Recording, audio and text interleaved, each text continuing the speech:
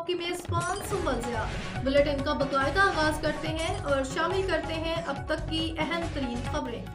Hyderabad bureau chief Javed علی چنا حیدرآباد ہوسڑی تھانہ کے lock up میں جاں بحق ہونے والے نوجوان کے ورثاء کی جانب سے ایس ایس پی آفس کے سامنے لاش رکھ کر دیے جانے والے دھرنے کو وزیر اعلیٰ سندھ کے معاون خصوصی محکمہ ریلیف ڈپارٹمنٹ عبدالجبار خان نے ورثاء کو یقین دہانی کرانے کے بعد دھرنا ختم کرا دیا، جس کے بعد ورثاء مقتول اسحاق کی لاش کو لے کر واپس چلے گئے۔ گزشتہ رات ہوسڑی تھانے میں مبینہ پولیس کے تشدد سے جاں بحق ہونے والے 25 سالہ نوجوان اسحاق پٹھان کے ورثاء اس کی لاش لے کر ایس ایس پی آفس پہنچے تھے، جہاں وہ لاش رکھ کر